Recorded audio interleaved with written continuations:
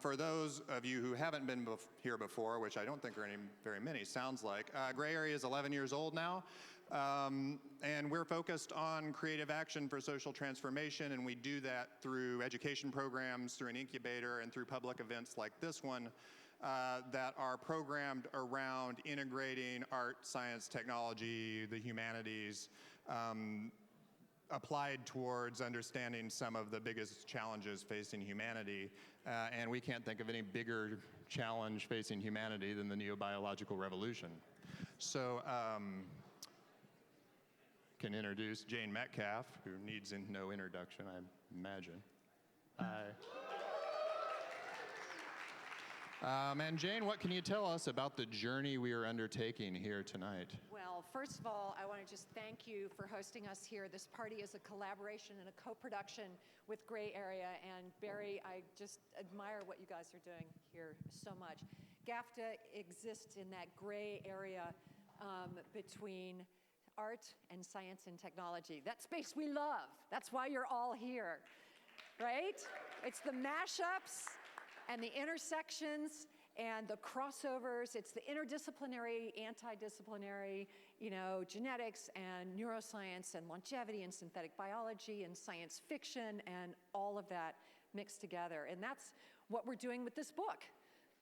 Did I mention we're publishing a book? Do you guys know that? I want to make sure you know that. Did I mention we have a Kickstarter campaign? Do you guys know? So we launched yesterday at noon, and within 24 hours, we hit 30% of our goal. Thank you. Thank you.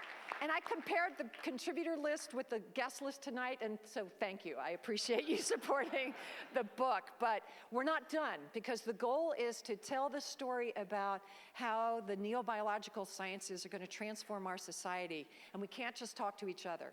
We have to talk to a lot of additional people. So the fact that you are helping and supporting means a lot to us, and I am deeply grateful. Another thing is we are live streaming this on Facebook. So we are hoping to get that out, and I hope all of our speakers will remember to connect to that stream as they come up. And any support you guys can give us would be fantastic. I have like goosebumps. I cannot believe that my eight of my 25 visionaries are sitting in this front row together. I mean, it's just an extraordinary opportunity, and most of them didn't know each other. So, we're building this community. We're pulling the scientists together. We're pulling the visual artists together. And, we're trying to explain how the world is going to change, and it needs visions. So another way that we're going to transform the world is not just with our book, but also with our food. And so I want to thank Prime Roots, who are here in the lobby. If you haven't had a chance to taste the food yet, you will. So we have Kim Lee and Joshua Nixon from Prime Roots, the founders. They're just coming out of stealth mode. They use Japanese koji, ferment it, get long fibers that they turn into beef and chicken and fish substitutes. So they have some beautiful food out there, which I hope you will all sample, and we are thrilled to have them there. In this corner, we have the ace photographer, Asa Mathat, who does Warren Buffett's Christmas card, and he followed Megan Smith to Obama's White House and photographed all of them. He did this really cool project with the astronaut Katie Coleman on breast cancer and sent that into space. Asa is here because he's a friend and a supporter of NEO.LIFE, but also because he is starting something called Camp Enlightenment, which uses photography and cinematic skills and training for at-risk youth, which is homeless, LGBTQ, and what's the third one? Sorry? Foster kids. And he said it's often the same, because those are the ones who get kicked out of, the ones who are LGBTQ. So anyway, if you want to get your portrait done, normally he asks for a $1,000 donation to Camp Enlightenment. We want to use this as an opportunity to support his project. Any little bit you want to give him would be great. And let's see. Did I mention we have a Kickstarter campaign? Okay. Did I forget anything else? Okay. So just a Kickstarter campaign. Yeah, exactly. Okay. So we're going to get this thing rolling. This is a format that I picked up from the Long Now Foundation, our friends who are actually going to become a reward on our Kickstarter campaign. Yay, long now, love them, absolutely. So it's a long conversation. We're going to kick it off with my collaborator, my partner in crime on all things NEO.LIFE, editor-at-large and co-editor of the book, Brian Bergstein, and neuroscientist, PBS host, author, and founder and CEO of the company Neosensory, David Eagleman. So we're going to get started.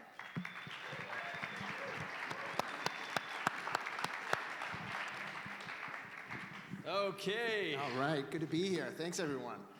All right, let's get right into it. Okay. We only have 10 minutes. All right. David, You go first. you are, so we talked a lot about the boundaries between all of these disciplines and how amazing things happen when novel ideas come together. I feel like you're embodying this right now at your company, Neosensory, and I think it's going to blow the minds of people out there who have not heard of it, and if you have heard of it, you're ready for an update. So tell everybody what Neosensory is.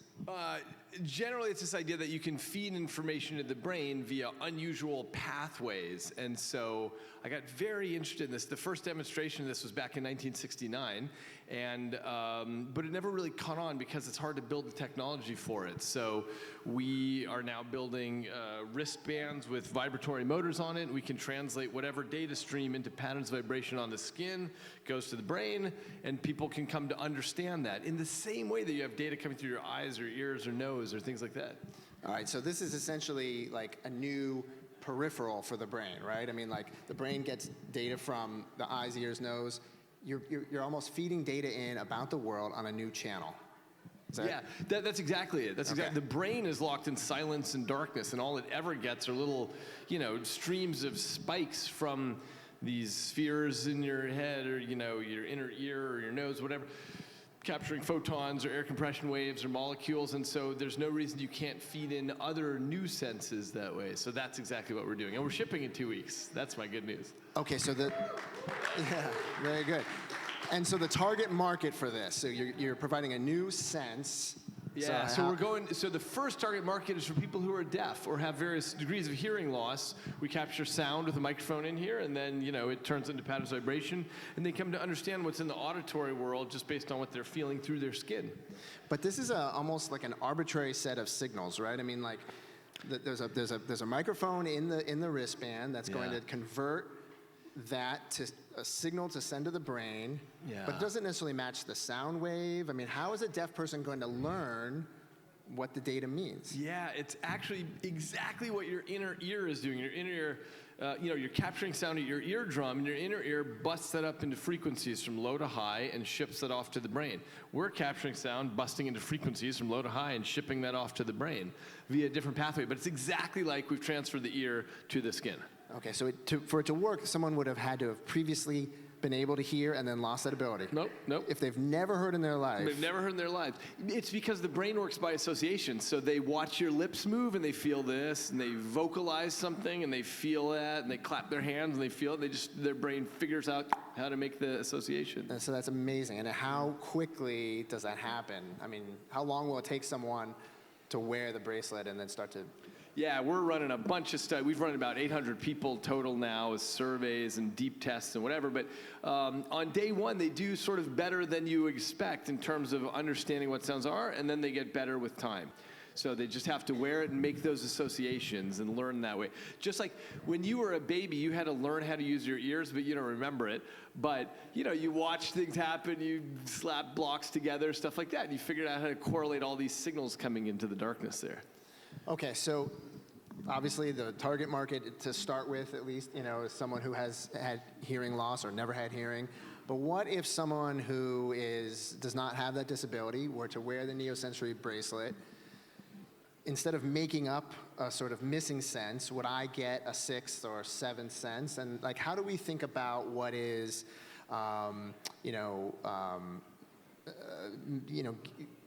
getting somebody to sort of normal or typical baseline? The same technology can give someone else an enhancement. And how do we think about that? Yeah, I mean that's exactly what we're going to be doing with this. So we've built this with an open API so people can feed in whatever. And we've done tons of experiments in the lab with feeding in stock market data or data from a drone that you're flying.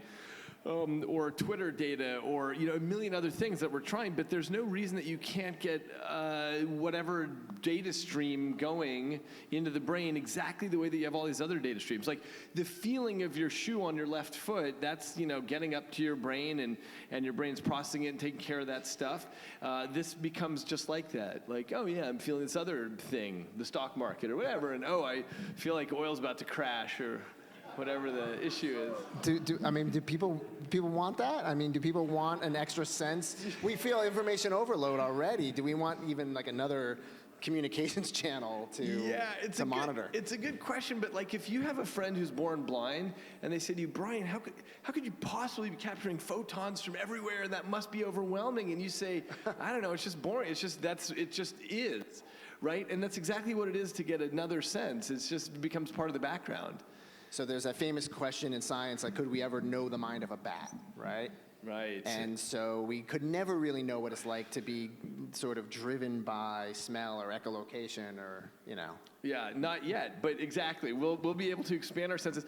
One of the things that's so interesting is when people wear this, for example, if I'm wearing the stock market version of this and start getting a sense of the economic movements of the planet, I might try to express to you my intuition on stuff, but you don't get what I mean. In the same way that if you try to explain to your blind friend what vision is, she may pretend to understand, but she can't possibly actually understand what vision is. So there's a group that made this thing called the North Sense, which is, like it always tells you where north is. You feel that haptically. And they did a study on all their participants, and the participants could communicate with each other better than they could communicate with the researcher who was trying to write down the sense of it, because they had developed something new that isn't easy to put into words. So when you say they could communicate better, they just kind of got each other on some like extra level? Like... Exactly, because language is all about shared concepts. So when I say something to you, the only reason you understand is because, oh yeah, we totally share that concept. But if you've never experienced color or vision or north or stock market or whatever, then it's impossible to know what we mean by it. So I have a question for you. Yeah. I have a question for you. So you have been writing articles for a very long time on everything happening in the space of technology and biology. So where do you see the next 10 years? Ooh. Well, I mean, it's interesting that we're talking about people getting new senses. Like, I don't think most people, when they think about what's going on in technology, have any awareness that this is possible. They may think of it's like conceivable, but not that we might be on the verge of it. And I think there's a lot of things like that where like the wrong things right now are, not the wrong things, but people are focused on CRISPR intensely at maybe the expense of all these other interesting things happening in synthetic biology, some of which we'll hear about tonight. I think people are hung up on AI and maybe the wrong things about it when there's these other technologies that have much more potential power. I think right now people are feeling a lot of confusion and there's not enough optimism out there. Yeah.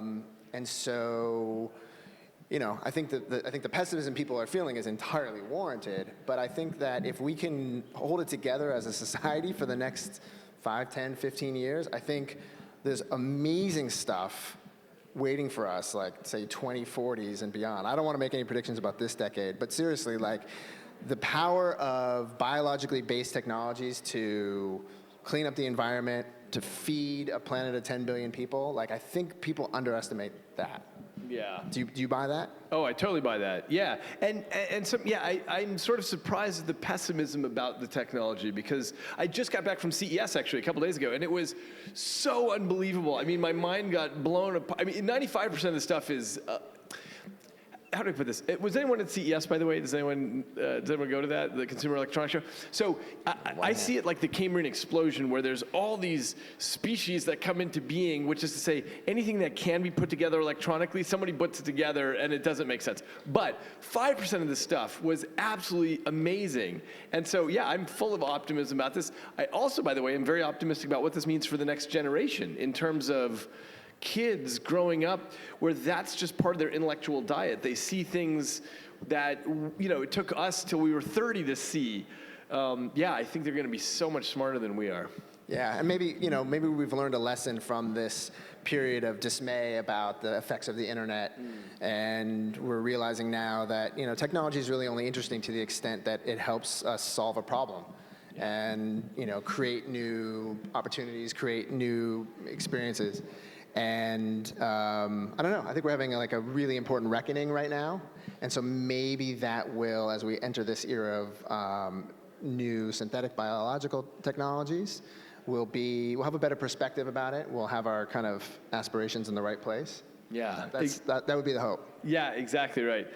I'm writing my next television show right now, and it's a fiction about Palo Alto 30 years from now, and it's about all the technology that we have at that time is just gadgetry, and it's just a family drama that takes place about humans at that time. So, okay, great. Right. Brian, Here's you're Poppy up. Great Crum. to see Thank you, man. All right. Hey, Poppy. All right. Hey, Poppy. Hey, so, David. Poppy, you're a neuroscientist. You're at Dolby. And you gave a great TED Talk. Was it last year or 2 years ago? It's last year. Last yes. year. So 2 I years want to ago. ask you something about that. But first, can you tell the gang what your TED Talk was about? I think that the premise was it's the end of the poker face and the era of the empath, but it's the state we're at where, we haven't changed as humans in terms of the biological signatures that we give off all the time, but the ubiquity of sensors in our environments paired with machine learning and the ability to amalgamate these different senses is completely transformed what our technology can know about us and does know about us, and Pandora's box is opened. It can mean many nefarious things, but can mean also many great opportunities. And those are the things that we sort of kicked off on the ideas. Awesome. So here's the thing I want to ask you about. So one of the things we're trying at Neosensory is, for example, imagine that you and your spouse are both wearing things that detect all sorts of biological signals that are normally running under the hood, and you're feeling them about each other. So do you think that's helpful? Do you think, so for example, if you're across the nation and your spouse feels stressed out, you can call, oh, hey, honey, you feel stressed out, and so on. It might improve the relationship. What do you think? I think we already do feel those things. And that's, this is, we're not picking up on things that we don't sense already as humans. There's some beautiful work someone in my lab's been doing that I love, where it's looking at, the non-contact human connections, the synchrony that happens in our brains, right? You can take individuals not even interacting, having a heightened emotional response. In our case, they might be at listening to music. They might be watching a film, and it's one of those scenes that really tugs at your heartstrings, or it transforms you and makes you jump. And we actually see neural synchrony when people are just in the same proximity, in the same spaces. So I can imagine like an extension of Neosensory being like how that communication gets mapped and how you sort of technology-targeted neuroplasticity that becomes amplified communication that essentially is leading to sort of a form of increased empathy. Yeah, exactly. But the question is, do you think it's helpful or not helpful? So we actually have just programmed this up where we're getting signals and whatever, and now we're looking for couples to hook this up on. And I don't know, I guess we'll do the study if they get divorced or have a stronger marriage. But we already know that. You can already predict that, right? Just by how I'm talking. So we don't need to even wire them up. But just look at the... Yeah, what's your prediction, though? Do you think, would you like to know about your spouse all of the things about, wow, he seems to be getting more stressed out now, even when you're not there, when you're not in the same room, you don't see him, you don't have any signals, but you feel it? Yeah. Helpful, not helpful? Well, and you? Well, I think I'm totally up for trying the experiment. So somebody recently suggested to me, they said, wow, that sounds great. Why don't you do that at a workplace where everybody can feel everyone's feelings? And I thought that was a terrible idea because, Bob gets up to give a PowerPoint presentation and he's really nervous, and then everybody feels that he's nervous. That seems like a terrible idea. But what's your take? Because this is your interest, is about the signals that we transmit or that we have internally that normally are totally invisible, and now we can pull those signals out. So what should we do with those? The power is not in everyone else knowing my signature. Although I think there's these amazing communication channels, but it's a touchy situation. But it's really about how do we use technology in this way to actually when I stand up to give a presentation and my heart starts racing or somebody shines, there's bright light on me and my body goes into a vagal nerve response, how does my technology actually modulate me before anyone else knows? I don't need the whole audience to know, but that is it. Got it. So you want machines to know, but not other people. Well, yeah. No, which is cool. I mean, that's cool. No judgment, yeah. No, I mean, extensions of how we communicate are beautiful, right? There's so much opportunity for that. And there's so many ways that we communicate that we overlook. I mean, I am really, I spent a lot of my life was working, my life as a neuroscientist was working with monkeys day in and day out, and you really do dream about them going on bike rides every single night. But one of the things that, and this speaks to the sort of, how can we co-opt a system to, optimize us in an environment that might be compromised, or to make sure that when we go into new environments or we're interacting with new people, that we're sort of communicating and hitting that channel of connection as best we can to deliver a message, because every data exchange, we want it to be as rich as possible. So I worked with marmosets. Marmosets are incredible creatures, right? They're a few things about them. They're extremely vocal.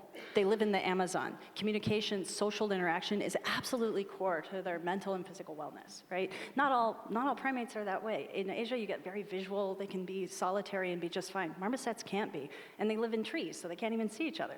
So how has evolution modified them? Well, their vocalizations are like birdsong, incredibly rich, but they also have these pheromonal systems that are like so insane that you can have the dominant female's mental state literally affects all the other females in the colony just based on her mental state. You can take her out, have her in the same proximity in a non-dominant female, and her biology will then completely be affected by her new mental state, just in that kind of proximity. As humans, I'm not talking about human pheromones, but that connection that we have, it's there, and that's the neural synchrony you see when you're just being in a space like this. We are having reactions, and our brains are talking to each other in ways, well, they're correlating in ways that they just wouldn't be if we were alone. And if we're watching this on live stream, even though we should be. And those types of signatures are really some of the things that I think you can bring out in other communication channels. How do I take that and amplify it into my neosensory band? So I can feel the synchrony. Exactly. What are there?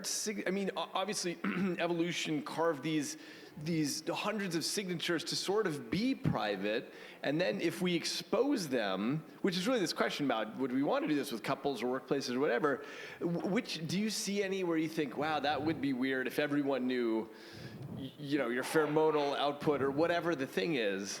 Is there something where you feel like, wow, we should probably just leave that one and not measure it?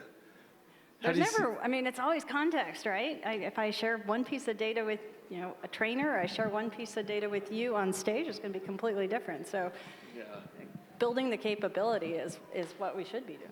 And then thinking about it on a context basis is what matters. Yeah, fair enough. Okay. So I have a question for you. Yes. When we're thinking of, I love what Neosensory is doing. I love the whole concept of, co-opting a sensor, taking, we have all these cells in our brain that are capable of responding to many different sensory inputs. And it's a matter of how we weight them and trigger them and have them, optimizing us in these different environments.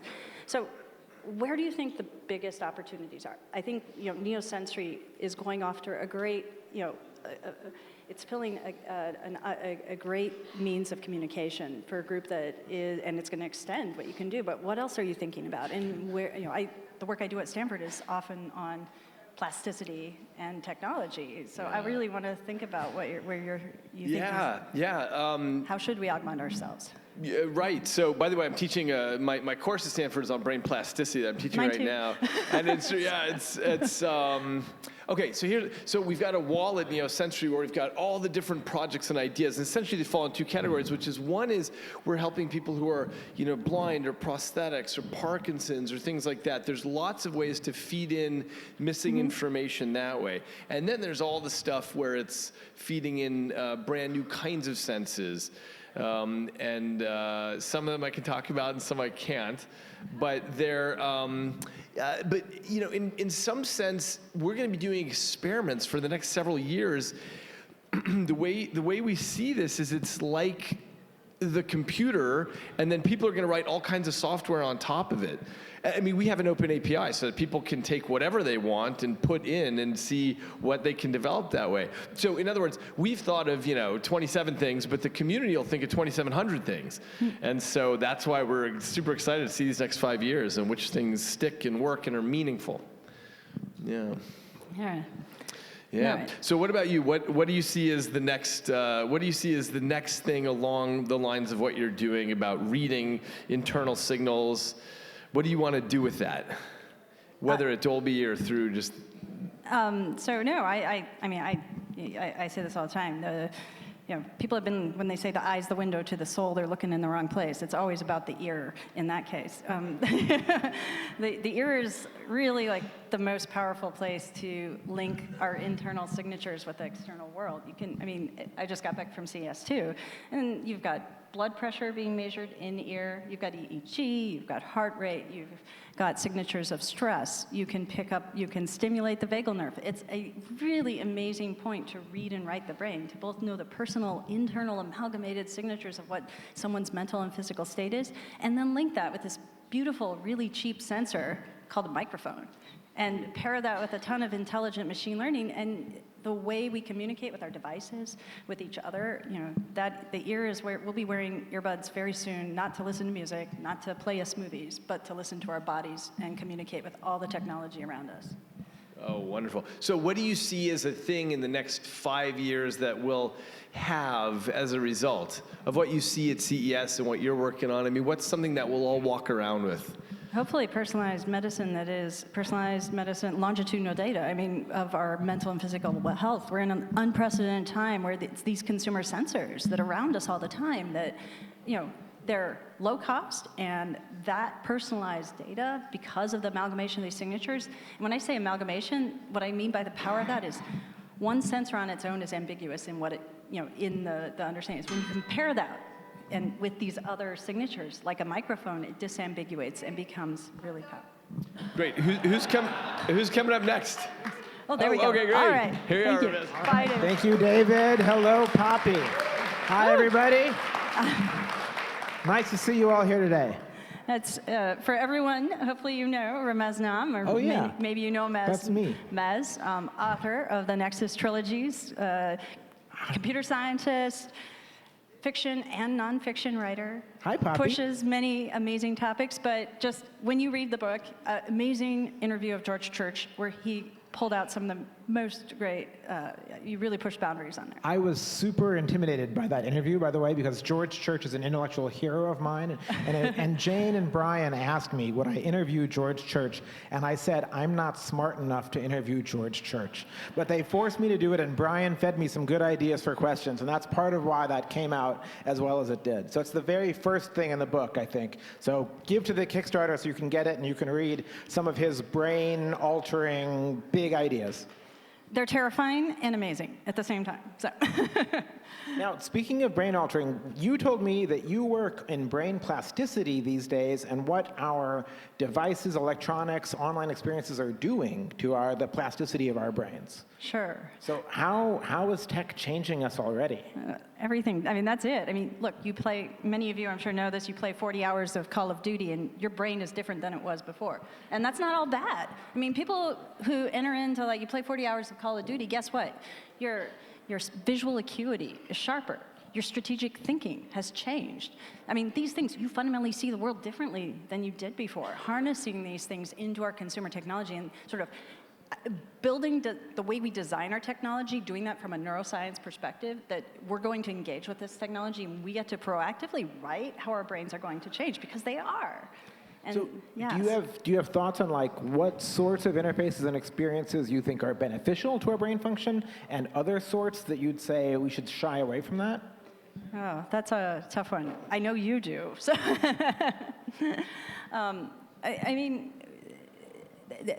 every word that we use to mean something negative, whether it's habit, whether it's addiction, whether these come with very big connotations that have scientific meanings, but nonetheless, they can also be used to harness us, to train us back into states that are positive. Great athletes, everything that we train to be an outlier comes at a cost of something else. So breaking out to, have the capabilities is often, something that if you assess it from is that a good thing or a bad thing, we'd all say, well, of course that's not a good thing. But then when you do it, you achieve something, and it's a very controversial aspect. I'm really interested in what you talk about with regard to with George Church on neural diversity, because that factors into plasticity quite a lot. Yeah, it's fantastic. So George Church is narcoleptic. So he has the sort of narcolepsy that also leads to just complete paralysis when he gets excited. And I know this because Hannu, Rajaniemi, who's going to be up here later, told me this about George, but it's also public knowledge about George. So in our conversation, George has some ideas for dating apps that let people pick and choose people with whom they're genetically compatible, such that no rare disease gets passed on. And the thing I wanted to know from George was, did he see his neurodiversity as having been an advantage for him?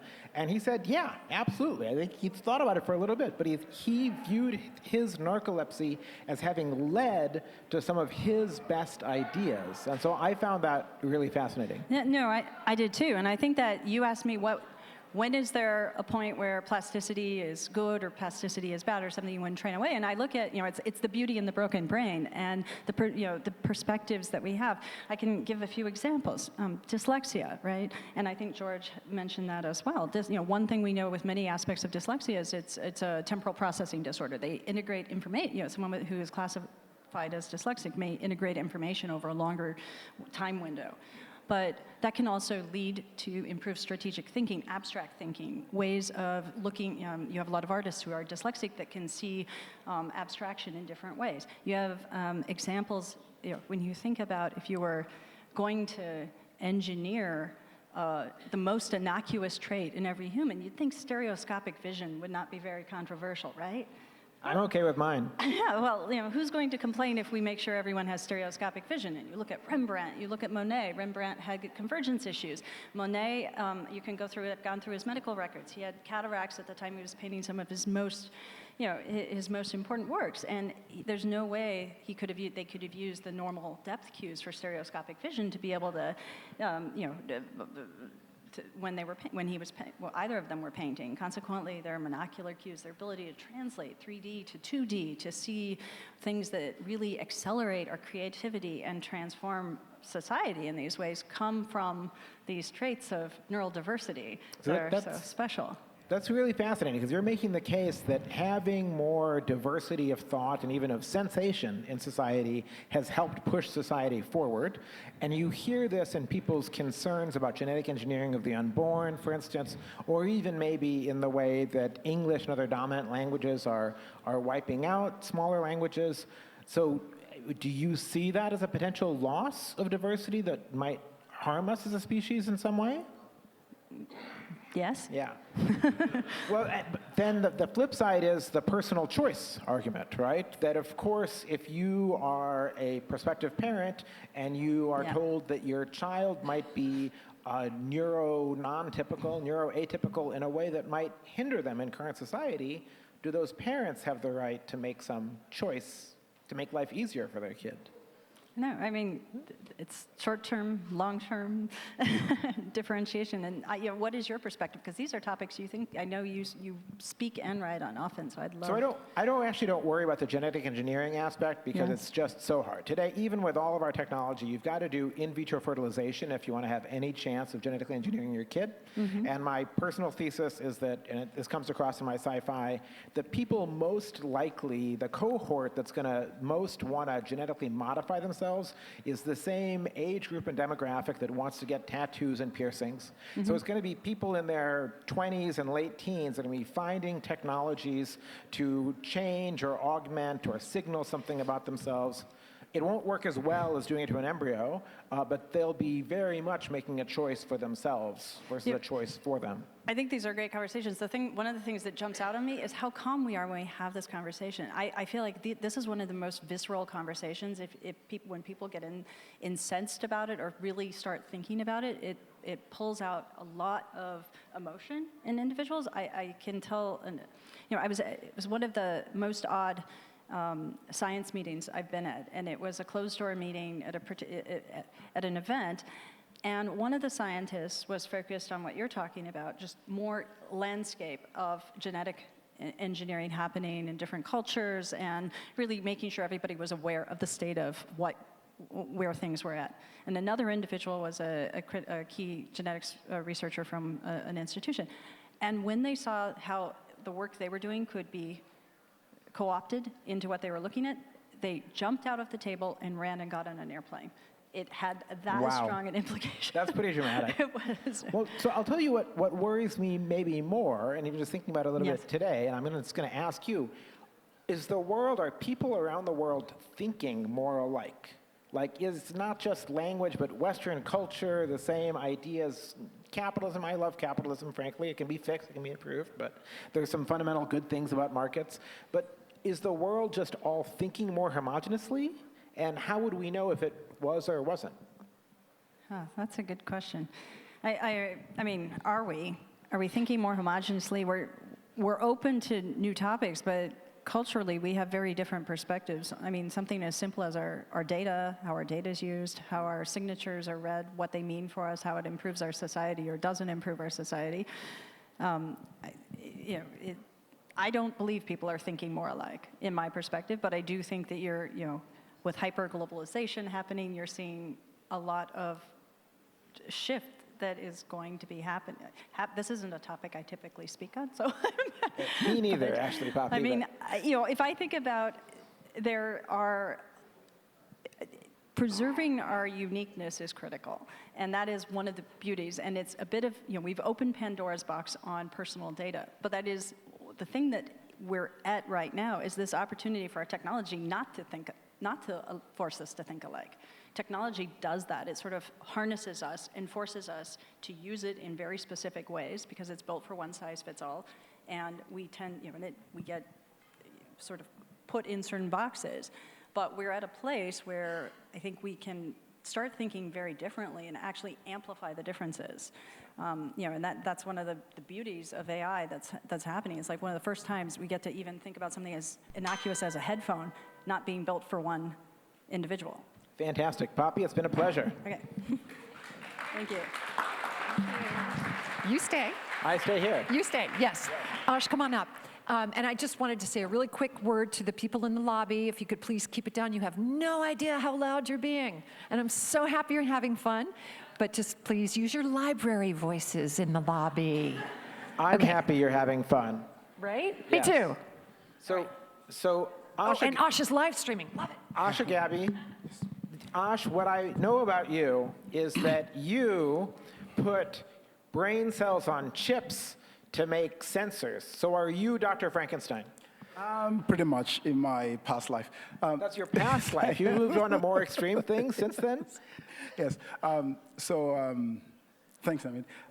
What we do is we essentially take biological cells, so in this case, astrocytes or HEK cells or other cell types, and we genetically modify these cells to express a protein that allows them to smell the air, if you will. So a device, a mini cyborg that takes in the air from the environment, tells you what's in the air.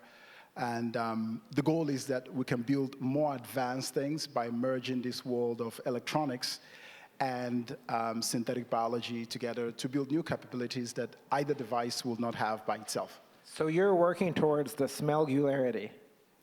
Actually, more or less. I mean, one application you can imagine is this. So I'm very passionate about the idea of longevity, the idea of using biological systems as computational tools, and of course also on the healthcare domain. So picture this: every minute as you breathe, you are emitting from your lungs up to 3,000 different volatile organic compounds. So these are smells that give an indication about your state of health.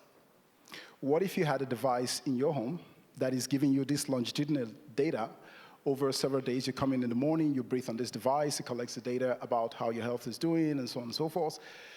we pipe this data somewhere, and if there's something that's going to happen to you in 4 weeks' time, we can tell you what this is, and you could have a marketplace where a drug is shipped to you, and so on and so forth. So this is a big thing for us. But on the meanwhile, you can detect so many other things, essentially with this smell camera that allows you to tell what is in your space. What kind of health issues do you think you could find this way? So it's been well demonstrated in the literature, actually, that you could detect lung cancer, for instance, with just about 11 VOCs, right? Liver cirrhosis, you could detect it with just about the same number of VOCs. And for the 6 most common bacterial infections, you could detect them with just 6 volatile organic compounds. I mean, this is established science. Most of how it's been done in the past is to use a GCMS system. So just especially basic spectroscopy. But the device and this is the power of biology. Like $100,000 large piece of lab Exactly. equipment. Can you bring down the cost of such a device to $60, for instance, and have it in everybody's home, and then you could get this data in future? And what's your timeline? What do you hope you could achieve that in? Most of what we're doing actually right now is detecting explosive compounds because, the security guys, they pay top dollar. Pays the bills. Exactly. They pay top dollar to detect explosive compounds or chemical agents and so on and so forth. So already by summer of this year, we hope to be in an airport near you. But more interestingly, what drew us to this in the first place? So there's this infrastructure of synthetic biology that, especially synthetic neuroscience, that needs to be built for a lot more things to be possible. So for instance, we started out with the goal of building a computer out of brain cells, right? Turns out that to build a computer out of brain cells and get somebody to pay for that, what you could do with biological neurons cultured on a chip actually quite limited in comparison to what you could do with a big data center. So doing a few tricks with neurons on a chip, while it's scientifically interesting, market-wise, it's not really interesting. But there's going to come an inflection point where you will find that the energy that a brain cell uses to compute, for instance, is nothing in comparison to what a typical data center would do. So the question is, how do we build that technology showing value today and get into that point where you could do that, make a technology that has its own sentience or its own intelligence? How do you build that technology from where we are today to that point and it makes sense for end users or for end customers? That's super interesting. Let me pivot it a little bit, because we were talking backstage about brain-computer interfaces, and I write sci-fi where you can just like swallow a vial of something and it gets into your brain and you've got a super high bandwidth connection, and of course that's a hand wave. But you were talking about sort of laying out what are the steps, what are the milestones we have to achieve, or what's between where we are today and actually having our brains connected to the net or each other. So what are some of the things that you think about as the signposts or the key hurdles we've got to overcome? Yes. So today, you can already do brain-machine interfaces today, right? With tens or a couple of hundred Exactly. neurons. So academia does this every day. So first, you have to make a craniotomy, take a utile electrode or some other kind of electrode, stick it in a person's brain, and then record the signals. This is very invasive. But perhaps for prosthesis, for people that have a lock-in syndrome, you could do a lot with this. But when we talk about brain-machine interfacing or brain-to-brain interfacing, we're looking at a future where this is done on a massive scale. So I can collect essentially all the data that is inside this brain that is locked up in a cranium. I can collect all that data. I can deliver new kinds of sensations to it. I can deliver new kinds of things into it. What has to be in place for that? So first off, there's a startup here in the Bay Area called Nectome. I'm very excited about what they're doing. I think first... Nectome? Nectome. It's a company. The goal is to preserve the brain after death, right? So the question is, how do we get to this massive interfacing with the brain? How do you get to these massive levels of... There's also this neurodust company that does the same thing. So I think... and by massive, you mean millions of neurons? I mean millions, billions? Exactly. Billions and billions, right? How do you get to that stage? I think there is something about, and this will sound a little bit macabre, there's a point of when our biological self gets used up. Because when it comes down to it, what is a person, really? A person is nothing more than their brain. That's all there is to it.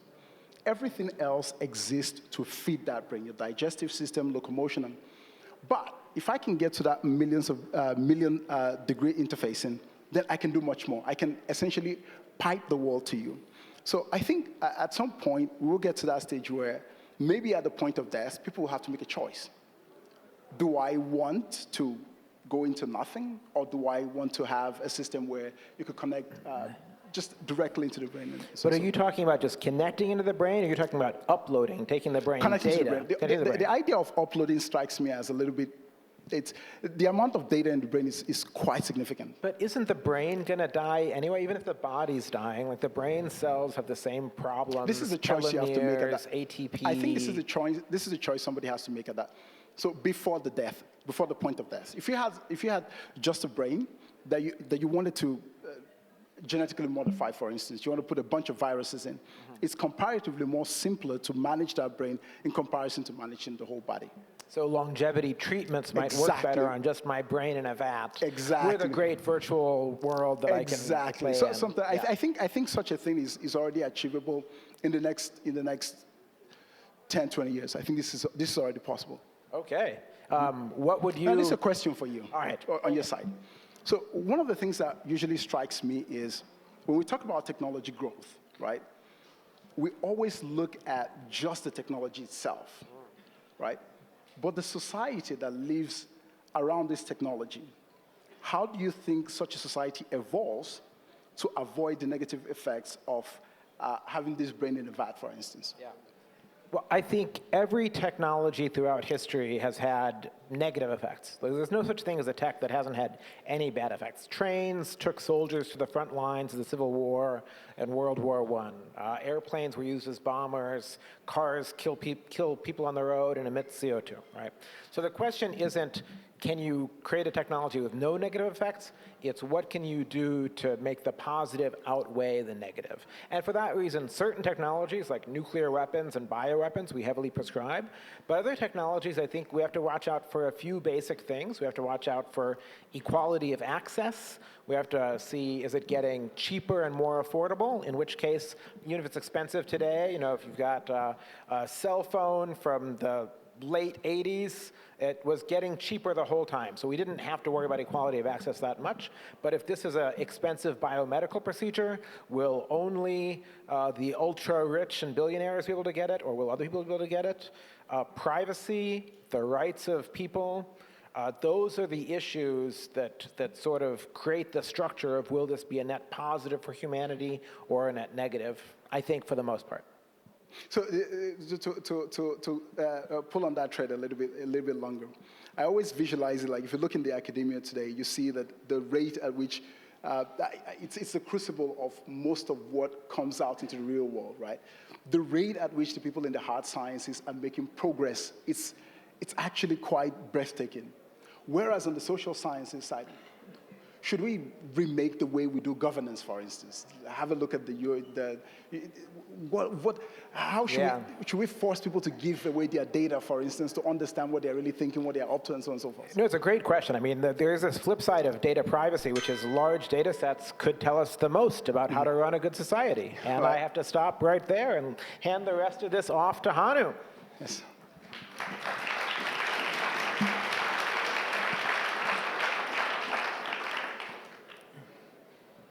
Hey, Hannu. All right. How's it going? It's well.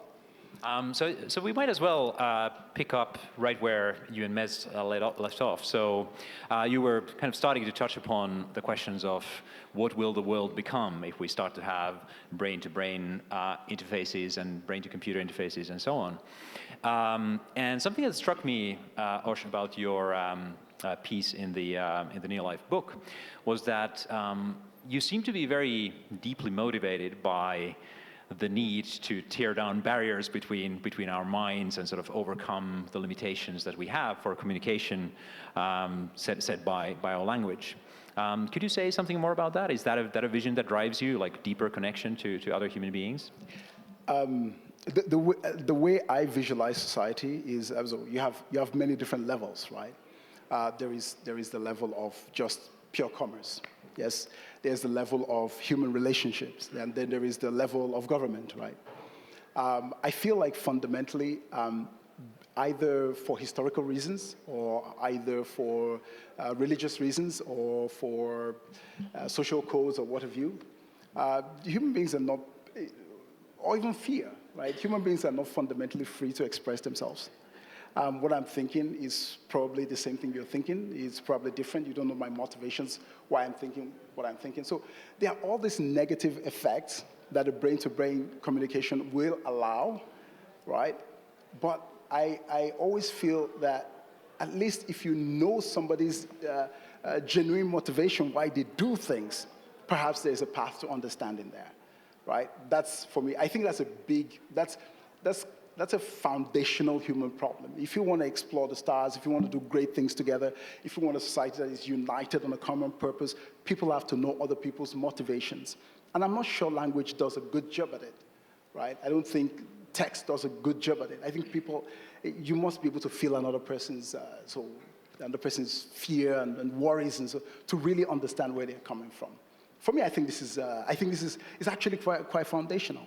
But of course, your work is exactly how can we make sure that such a system is not exploited in a bad way? And first, can you say to people what you do, so we understand this context, and then we get into that? Absolutely. So I basically wear two hats, which are really sort of two sides of the same coin. So I'm probably mostly known as a science fiction author of books like The Quantum Thief, Summerland, forthcoming Darkome, which is largely about synthetic biology. So I try to look at the human impact of technology and tell interesting, engaging stories about it.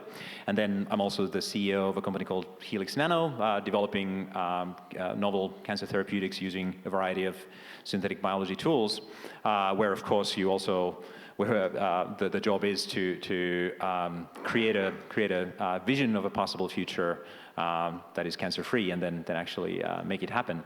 But yeah, so in this context, I mean, one of the themes in my work is really the impact of technology on how we define ourselves, who we are as human beings. And what struck me as very interesting about the potential of direct brain-to-brain communication technologies is how we change the definition of who we actually are as individuals. If I can share my deepest emotions, motivations, memories with you in real time, do we dissolve into something that is no longer just two individuals, but something more? What happens if we do that on, civilization scale?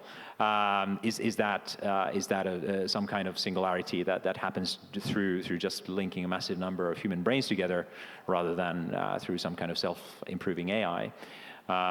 So that's kind of the thread I wanted to pull on. Like, what is it if we could link our brains together? What would that actually mean in terms of how we experience life?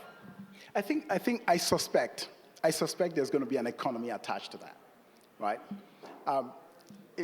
Just to park this on one side, yes, there's a worry, there's a security aspect to that. So take, for instance, just when you have a brain in for sake of argument, you have a brain in a vat, right? Then comes, we like all of us in this room, right? Yes. So the question is, what is the economy attached to this? Yes. So in terms of this economy, you're trading experiences. Yes. You're trading experiences of what does a hamburger in the 1920s or a hamburger in 1910s, what does it taste like? What is the code for that? I imagine there's going to be a market for this. The foundational thing, of course, is that we understand each other. That's a foundational thing. But there are these other apps, if you will, that will be built upon these experiences, just like David was speaking to earlier. I already see snippets of this, that you have this API that opens up to everybody, and we'll see what sticks and what doesn't stick. But in this case, that you have more elaborate experiences, if you will, that can be bought and sold. And the security layers attached to that, I think there will be perhaps an economy tied to it. What do you think? So basically, there'll be platforms for trading experiences of what it feels like to be you. Exactly. Like some kind of YouTube.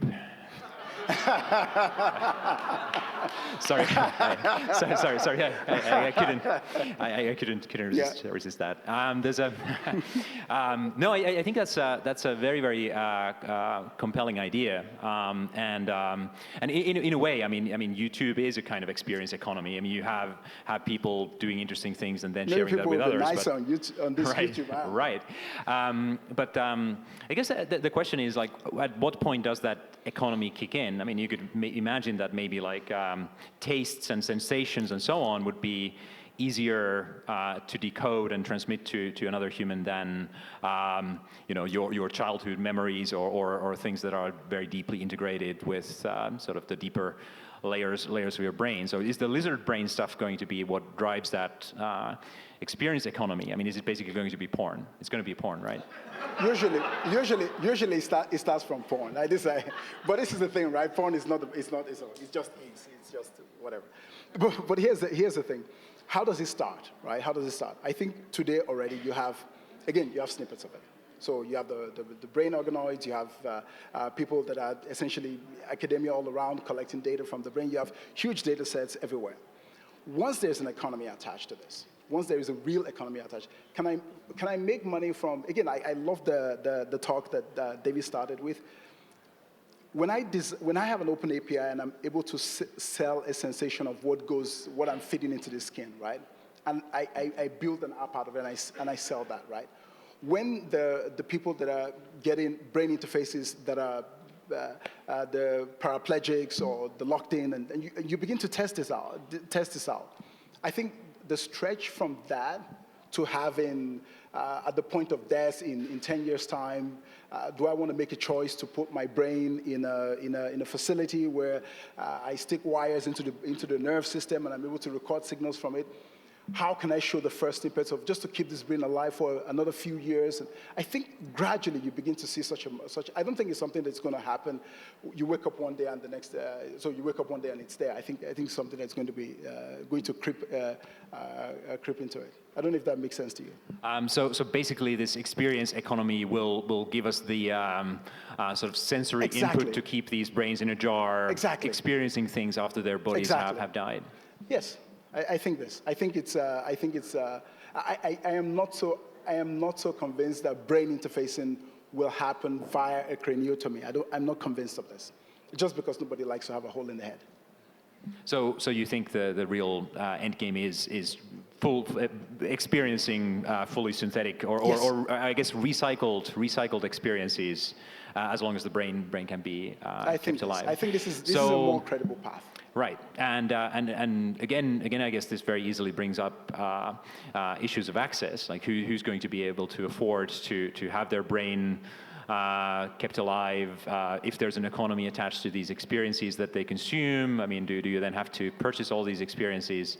How's that going to work? Are we going to be essentially ruled by a Donald Trump in a jar? That worries. So this is actually the most important question of all, I think. Richard Nixon, perhaps. No, this is actually the most important question of all. The technology by itself is I think the pieces are there. How society evolves to deal with this. I always feel that the society side tends to lag behind. Yes, democracy is a great form of government by people, but this is a system of government that was designed, at least the principles are valid, right? But how the mechanics of actually implementing that, it still seems quite primitive. So how do we get that to catch up with the 21st century? And I think that's a question that you should totally explore in your next session. I think that's actually the most important piece.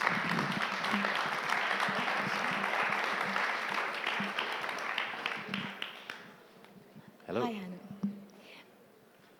Hannu. Hi, Samira. So to briefly introduce Samira, she's a very accomplished scientist working on the cutting edge of modern synthetic biology, genome engineering tools, genetic circuits, and also a filmmaker working on capturing some of these ideas in visual form. So Samira, there's a few threads I'd love to explore with you, kind of switching gears a little bit from the conversation with Osh. So one topic that always comes up with genetic technologies, with CRISPR and gene editing, and with gene therapies, is safety. We worry that these things will run out of control, that they'll have unintended consequences, that they'll be harmful. I'd love to have you share with the audience some of your work on how could we make these technologies safer. Safer, yeah. So I'm interested in actually safety angle because I had a personal experience about 5 years ago when my dad was struggling with pancreatic cancer. And we realized that there are all these fabulous technologies out there, but it's very difficult to get to patients. So I was very curious and very motivated to find ways to develop these technologies safer so that they can get to patients faster. But it's challenging. So my work is about CRISPR and gene editing and synthetic biology. And so the questions that I started to ask was that how can we bring in all the design principles that we use in synthetic biology, which is all about controllability, control when, where, and how they function, to really CRISPR gene editing platform and ask, how can we modulate this technology so that it function in the place of the body that we want, in a tissue that we want, in a time that we want, and so we will be able afterwards to disable them. So most of my work is about that, but it's a challenging road. We envision things about science and biology, and we want to build things and make things work. But as you know, it's always more challenging because biology is very much more complicated than what we want. So I assume you also had kind of a similar pathway, right? A personal journey that led you to start your own company. Tell me more about that. So I kind of, I trained as a theoretical physicist originally, and as many physicists these days, I had a moment of realization when I kind of realized that essentially to make progress or have experimental evidence for ideas in my field, which was string theory, you really need something like the Large Hadron Collider, which was offline at the time. Whereas in biology, to learn something new, you can essentially do a single petri dish experiment and learn something that nobody has ever seen before. As well as biological systems being this sort of ultimate complex system for which we don't really have even the beginnings of a theoretical framework to predict or quantify how they evolve. And then my mom was diagnosed with metastatic breast cancer and passed away from that 4 years ago, and that kind of made it also more personal to try to bring some of the new technologies that are driving this neobiological revolution, DNA sequencing, DNA synthesis, gene therapies, genome engineering, to patients. So right now we're with my co-founder Nikolai Yaroshenko, we're trying to exploit some of these technologies, in particular messenger RNA therapeutics, to tackle previously untractable problems in oncology, and kind of place to our safety conversation. I mean, mRNA, of course, is this more transient form of genetic information, sort of like if DNA is the ROM, the permanent memory, then RNA is the RAM, where cells temporarily stores information when it makes proteins. So you can actually use it sort of like software, but you're not permanently modifying the cell. But you can reprogram the cell to make any protein you want. But then after a few days or a week, it goes away. So you haven't actually permanently altered the patient's genome. And that's kind of a question that relates to your work as well. Like, what if all of these genetic technologies could be completely reversible, and would that change the way we think about them? Well, I'd like to think about it that way, that the ability to at least tackle these type of genetic modulation in a reversible manner, not to really leave a permanent change in DNA, would be very much important, and maybe a pathway towards more adaptability of this technology and safer, application. And that's why I'm also much interested into usage of the CRISPR or other gene editing tools molecules for mainly epigenetic modulation to turn the genes transiently on and off. However, I also understand and recognize that whatever we do in terms of developing these technologies for reversible changes will enable, more and more knowledge generation for any type of irreversible application because we just know more about them. And because of technology becoming, cheaper and more affordable and, combined with the ability to share data faster, we will get to a point that we really, it's going to be very difficult to define that line that, okay, because, we are developing these technologies in a way that they are reversible and therefore they are not putting a permanent mark, then we are safer and society will accept it faster. It's not going to happen that way because then there are going to be other, usage that will be developed and in parallel, and therefore that would be a much more complicated situation. So it's difficult to draw that line. So you think that the even as we develop, let's say, epigenetic editing to transiently turn things on and off, that'll be outpaced by the sort of ability to make permanent changes, Exactly. and that'll Yeah. be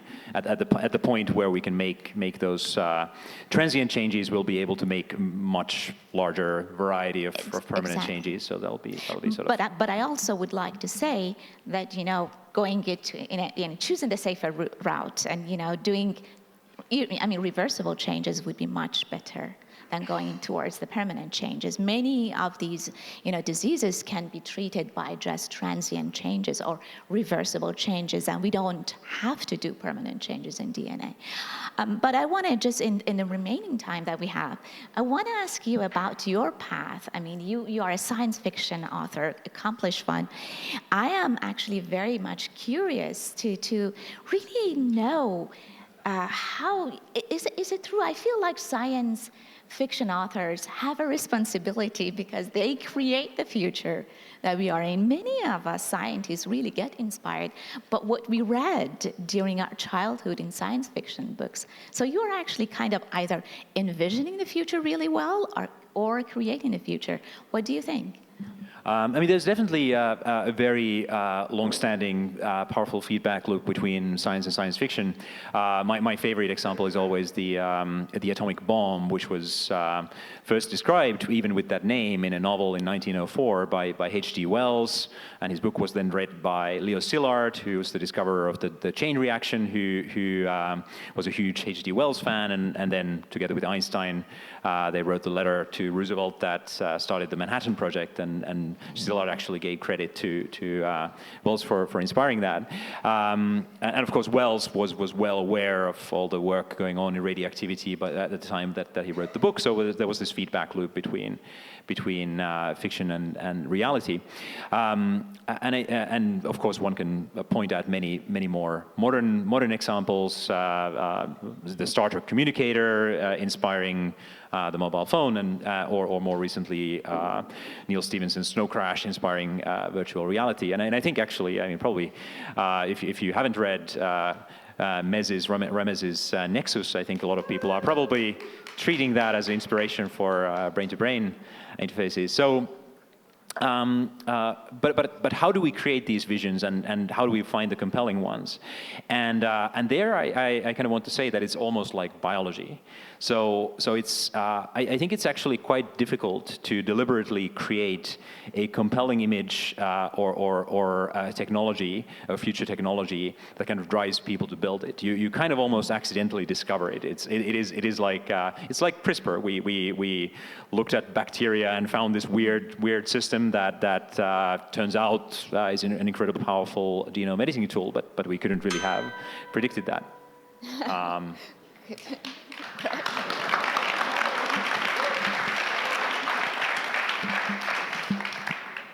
Hi, Seth. Hello. So you are basically an investor and also a biohacker and very much advocate of democratization of science. And so I think it's a good conversation that we can start. I am very much curious and very much interested to know your idea of why we should go that way, and what kind of challenges do you see about that? Yeah, so I think if you look at the top 10 most valuable companies in the world, 7 of the 10 were founded in the last 50 years. And a few of them by college dropouts. And this is only possible because the ability to engineer computer systems has been democratized. What used to require an electrical engineering PhD to accomplish can now be done in lines of code written by a high school student who learned everything she needed to learn at home. And in fact, now you don't even need to write code to build and launch a software application. And what this has meant is that the culture and the economy over the last few decades has been dominated by software. And so it's interesting to think, what would the culture and economy and world look like if instead of being dominated by software engineering, it was dominated by biological engineering? And we're not there yet with biology. The vast majority of things that you might want to engineer in biology, you still need a biology PhD to do. But we're making progress, and you can imagine getting there in the next 10 years. And so I'm excited by a world where biological engineering has been as democratized as computer engineering, because instead of another video looping whatever, we might get diseases that are cured. Instead of another e-commerce app, we might get cheaper sources of nutrition. Instead of another social media whatever, we might get a decarbonized chemicals industry. And this is just fundamentally an exciting world to think about. But you are looking at it in a positive way, which I really appreciate and admire. But I also have my own fears and reservations that what if it gets into a wrong hand and it's just human error and might lead to some sort of, unintended consequence. How do you feel about that, and how should we move forward about that? Yeah, I think that there's lots of risks with any new technology. I think Ramez said earlier, every technology has its downsides. And in particular with biological engineering, you could imagine things going really wrong, right? You could imagine someone either maliciously or even accidentally creating a virus that escapes the lab and makes it out into the world. And that is definitely a concern. It's something that we should be aware of. It's something that we should try and prevent when possible. But I think we also have to acknowledge that, hundreds of millions of people die because of disease and malnutrition and aging. And these are all things that could be solved with biological solutions. And the quicker we can get to this world where people are empowered, the quicker we might find solutions to those problems. And so, you could imagine certain controls on the technology itself. So for instance, the core sort of components of biological engineering are read, write, and then edit. And you could imagine, say, write, which is essentially writing DNA. You could imagine one world in which everyone has their own desktop DNA synthesizer. Anyone can write whatever DNA they want at home. And for me, this is a little bit scary. You could also imagine a world that looks, say, a lot like Amazon Web Services or Amazon, where you write the DNA you want in code, you have it synthesized in a central location and then shipped to you. And if we are in that sort of world, you can get the end result just as fast. You could get your DNA constructs in a day or two, but you could at least put in some controls that say screen for either malicious or potentially accidentally dangerous strains. And so I think these are things that we need to think about. And I know that you've done a lot of work thinking about how we can sort of build those controls into the biological systems themselves. I think one of the interesting advancements for me recently has been what's called fourth generation nuclear.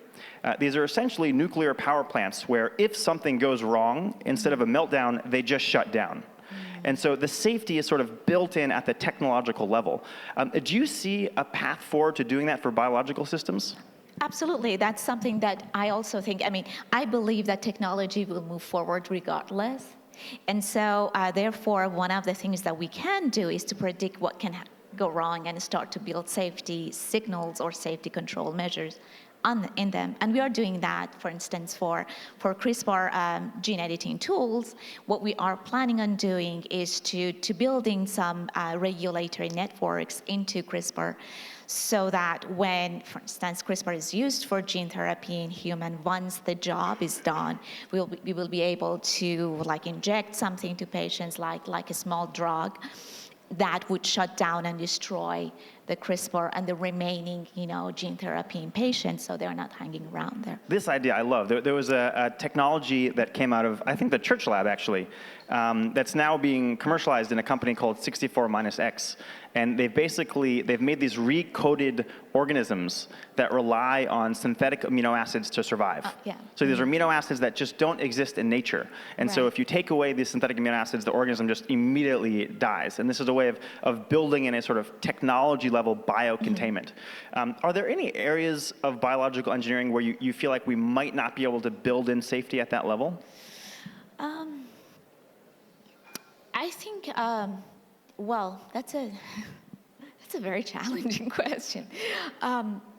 Well, I think as we move forward from the chain of, like lower level organisms into higher level organisms like mammalian cells, and like, let's say, human cells, that is going to be way more complicated. Even putting a simple genetic switch inside the mammalian cells is not usually easy, because they are not working predictable.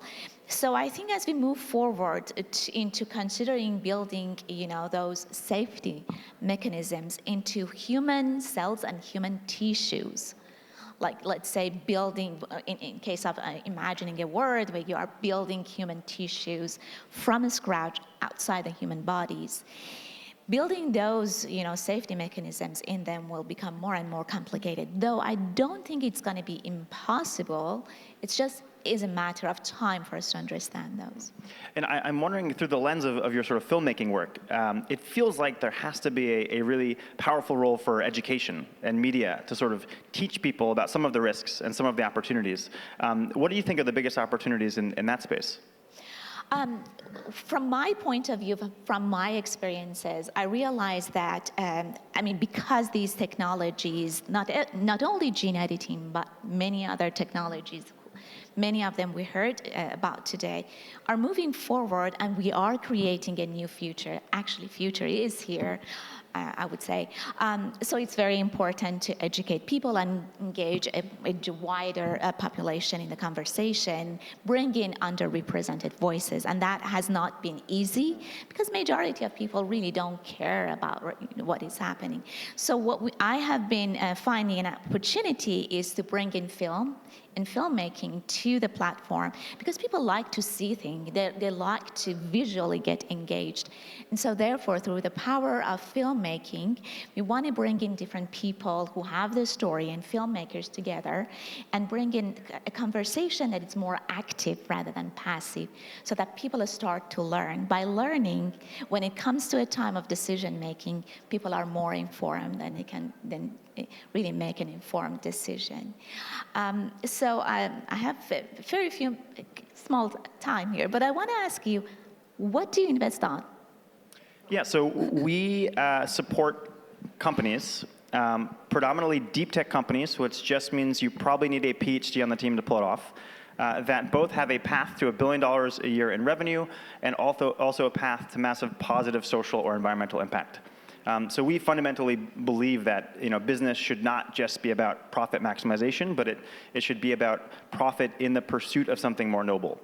We also think that some of the biggest crises that we're faced with, like the climate crisis or malnutrition or disease, are incredible opportunities to build these massive businesses. And so we typically support a team of a few scientists who just spun out of academia, have a technology that they think is finally ready for commercialization, and are now ready to build a company around it. So everything from growing meat without animals, to enzymatically making industrial chemicals, to satellites that beam internet down to bring online the 4 billion people who have no access. So do you think technology moves faster? I mean, there was this conversation before us. Do you think technology moves faster from societal beliefs and understanding, or should we change that? Do I think it moves faster from societal understanding? Yeah. What do you mean by that? Society accepts the technology once it's developed and presented to it, right? Rather than.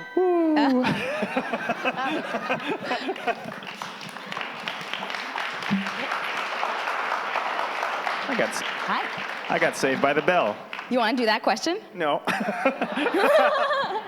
Wait, actually, would you rephrase the question, or you say it again? Because I was distracted thinking. I think the question clock. was, does society tend to accept new technologies when they're coming onto the scene? And I guess I could take a quick stab at it. I think there's always this really awkward period. I was watching actually really interesting videos of Bill Gates when he was a teenager, I think, talking about the internet, and he was defending it, right? As if, at that point it was this crazy thing that only a few radicals thought was worth spending time on, and you could tell he was really sort of self-conscious about talking about why this internet was going to be a big deal. And so I think whenever new technology comes onto the scene, there's a lot of apprehension, and then people just get used to it. And I think, when it comes to biology in particular, when it, backstage we were talking about genetic modification and the opinions around that. I think there's a lot of concern, but I think it predominantly comes from a lack of understanding. There was a great study done by the USDA in conjunction, I think, with Oklahoma State University. And the goal was to figure out people's opinions on genetic modified food. But one of the questions they threw in there, just as a sort of test question, was, should food that contains DNA have mandatory labeling? And so 85% of people thought that GM food should be mandatorily labeled, and 83% of people thought that food containing DNA should be mandatorily labeled. So, I have some opinions. I'm sorry. So, if you actually look at that study, it was super misleading and really, really, really tricky, right? Because all of the other questions are legitimate questions that are actually complicated.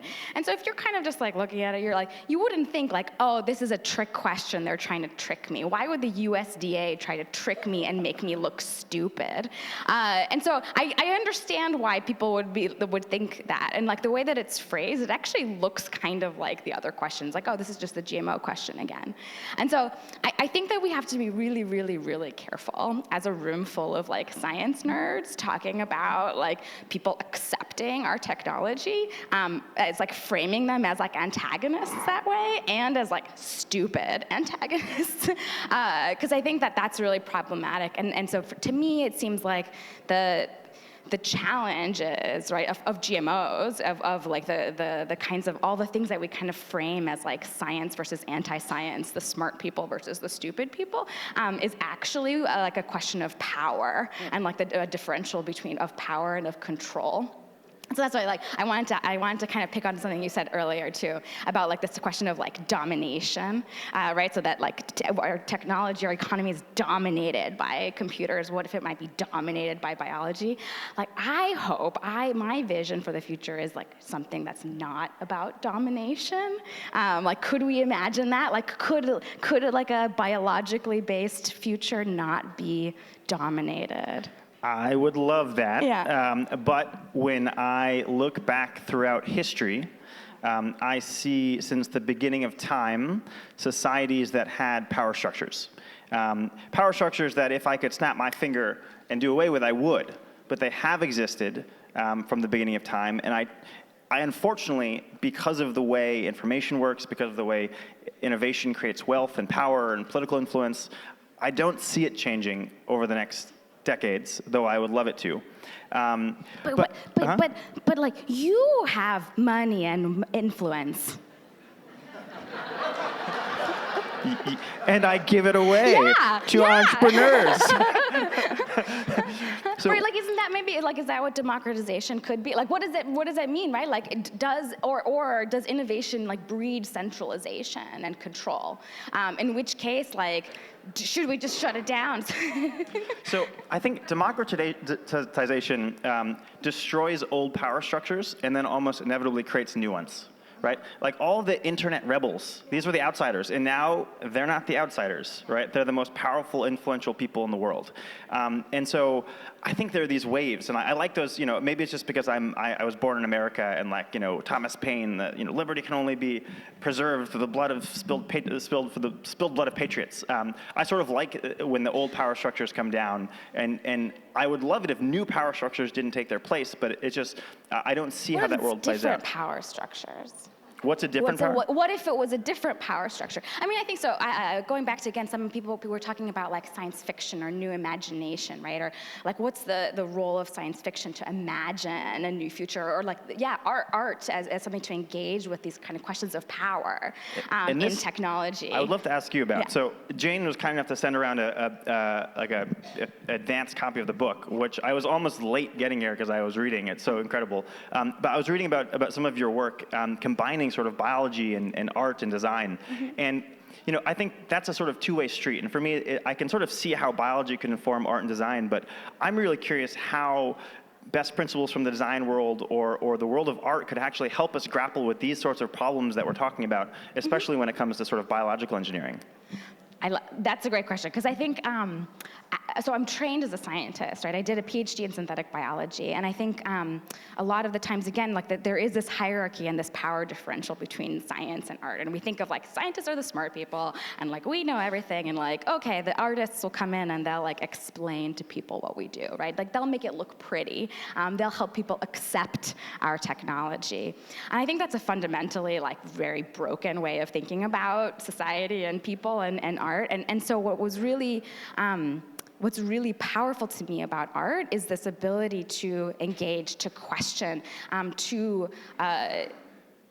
to struggle and to like fight against those power struggles and to imagine different ways. And so like, I think when you look at science fiction like Ursula Le Guin, like she asks, she looks at the science fiction as a thought experiment. Could we imagine a different way? Can we use these stories and these imaginations to challenge the way that we live now, to say something about the power structure that exists and to imagine something different? And so some of the work that I've done in the chapter, the chapter in the book is about this project that we did at Ginkgo to bring back the smell of an extinct flower. And there's one level of it, which is just like, it's Jurassic Park.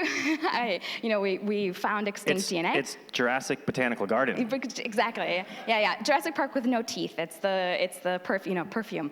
And so I don't know if everyone knows, but basically what they did is they went and they found a bunch of extinct species of flowers, found fragments of their DNA, and then from that DNA we're able to actually figure out the fragrances and then bring those fragrances back to life. Yeah. So we spent some time in the herbarium. We found all the DNA. But I think when you dig deeper, right, and you kind of ask those questions, you say like, well, why is it extinct?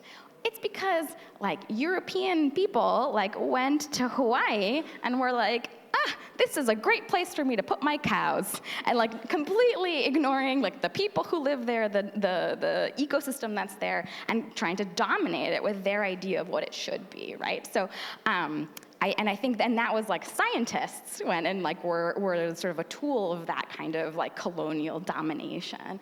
And so I think as scientists looking to a future to say like, we're gonna build a new kind of way of interacting with nature through synthetic biology, like could that be something different where it's not based on that kind of sense of domination, but another kind of feeling. And then you can actually like smell it, and you feel it, and like actually smelling it is like very, visceral and emotional, and yeah, you feel the... Can you give me, if not a smell, but like a taste of that future where we can really push forward the state of biological engineering without sort of just creating new power structures that come with their own sets of problems?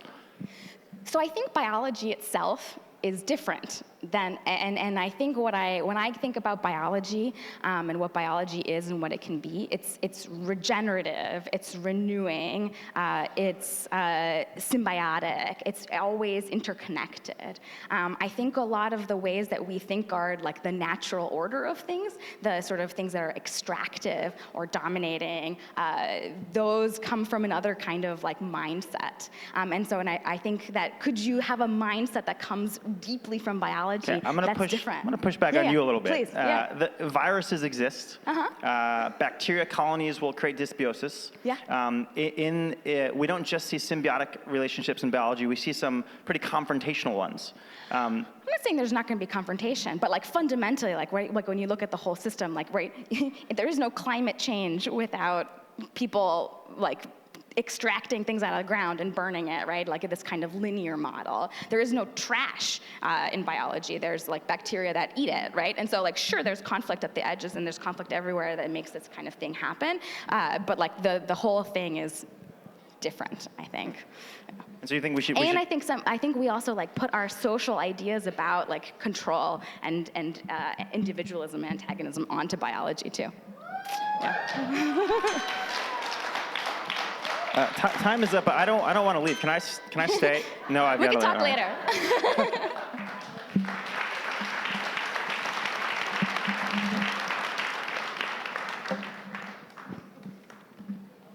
Hi. Hi. So I wanted to ask you, what is the bioeconomy? What is the bioeconomy? And could it be that different kind of way of doing economy? So, the really interesting thing about biology is how it scales. So you can put your cell phone by your bedside and you won't have 2 cell phones or 100 cell phones tomorrow. But with the stuff you work on, you can have 1 billion. So part of the reason why we have to think about the safety of this stuff, and part of the reason why it's so exciting, is because it scales so fast in such interesting ways. And I wanted to pick up on your conversation because I think the notion of power versus order is a really important question. And I think one of the wonderful things about biology is it allows us to create order in a universe that is full of entropy. So everything out there wants to tear you apart. Everything out there wants to destroy you. You put a human body anywhere but Earth almost, and you're dead. And biology is a way of fighting back against entropy. It's a way of fighting back against disorder.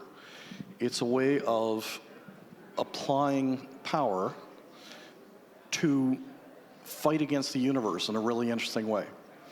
And one of the really interesting papers that's sitting out there is when you take the amount of energy that flows through a cube, 1 centimeter cube of ergs, if you take the energy in the sun, there's almost no energy there. But if you take the energy in a plant, or if you take the energy in a human being, it is astronomically higher in terms of energy concentration.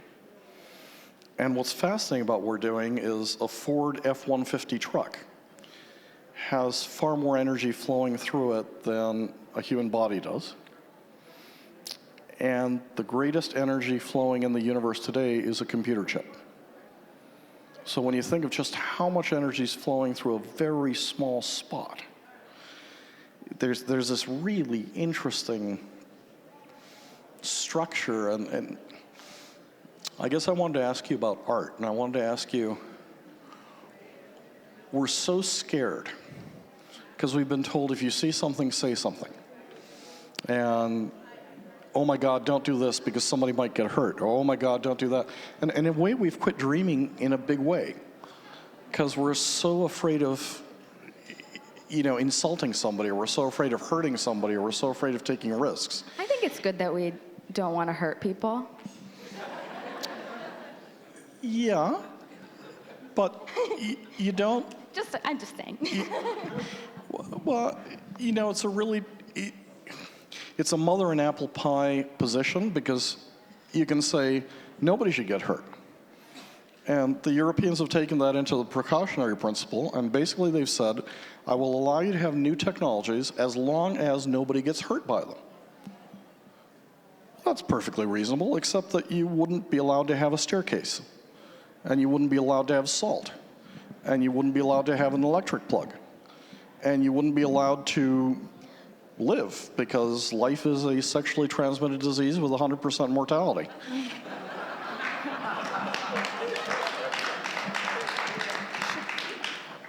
But anyway, I coming back. think that, like, I mean, I hear your position, right? You're taking an extreme position, I think, to illustrate that like risk is an important part of our lives and an important part of like thinking about doing things. You do things, you take a risk, right? Well, I'm saying we've walled off big chunks of humanity. We allow people to climb Everest. We allow people to do extreme, cross-country bicycling with horrific crashes. But somehow in areas of our lives where if we could bring cancer, we never measure the cost of not acting, right? So we're so damn careful about not doing X, Y, or Z. And I think people should be allowed to take more risks knowing what those risks are. Because when you take the cost of medicines and you go from 40 million bucks to $1 billion, you're killing a lot of people. Because the malaria vaccines are not going to come. You could have had... So so you're blaming like regulation for why we don't have malaria vaccines in that example. Let me be very specific. Okay. You can vaccinate your dog against Lyme disease. You could have vaccinated your kids against Lyme disease. Because that vaccine wasn't profitable and because the anti-vaxxers took that out, you can no longer vaccinate your kids against Lyme disease, and that is a really serious issue. But like, maybe the question is like, maybe the problem is actually capitalism, because I'm serious, right? Because like blaming people for things not being like, oh, it's your fault that I just won't do this thing because it's not profitable. Like maybe we should ask like, why is it not profitable, right? Like, is it like, and should we be trying to find other ways to fund things that would be a net good for society? Let me take the discussion out of blame game. Yeah. My fear is we're not dreaming big enough. Okay. My fear is we're so afraid of X, Y, I agree or Z. too. I'm saying like, let's end capitalism and like fund the things that really matter and make sure that everybody has things that they need and we also treat each other nice. So. I don't know, that seems like. So the treating each other nice part, I don't know, but ending capitalism. So, look, when I say we're not dreaming big enough, all of economics is based on scarcity. I agree. Yeah. It's the allocation of scarce resources. We are now at a stage where we have more than enough.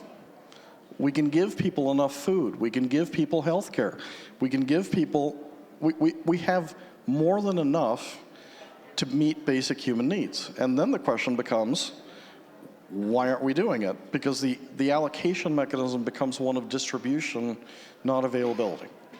Right? And that, I completely agree with you. We have to create a economic system that starts, this system is going to burn down if we keep structuring it so that so few take so much.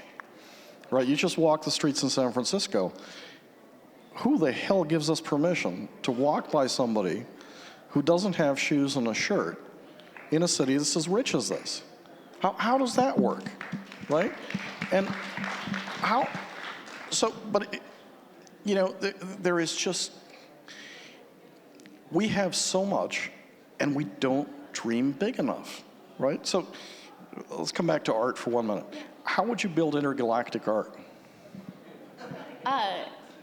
How would I personally build it? Or how, so I mean, there's actually, what came to mind immediately was Joe Davis's work, which, if you're not familiar, Joe Davis he's an artist. Has been in residence in George Church's lab and at MIT and all sorts of places and he's a really, I think, out there thinker, and he sort of asked this question of like, how do we communicate with aliens, and how do we do that with artwork? And so he was the first person to ever encode non-genetic information into DNA as a long-range message to aliens about life on Earth.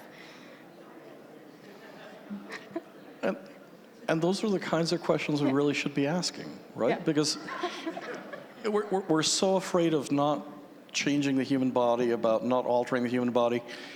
This yeah, is a really there's bad another vessel to artist. travel in space. There's another artist who's like, yeah, I don't know, all these people talking about genetic engineering, people like, what if we genetically engineered you to have like 100 elbows? Now that would be fun, right? Dream big. Yeah, and people are so scared of experimenting, right? Look, it's normal and natural to have varieties of species on Earth, including humans. And for most of life on Earth, we had various species of humans walking alongside us. In fact, we interbred with some of them. And all of a sudden, we're just terrified. You know, this whole diversity thing, we take it really seriously until we don't. And then somebody says, oh, hell no, we don't want other varieties of humans. Because we want to stay at what do you Pamela mean? Anderson and Michael Jackson, and that's it. We have what? I think we only have 10 seconds, but like, whoa. I'm sorry. Yes, we should celebrate diversity, but I don't, yes, okay. All right, thank you.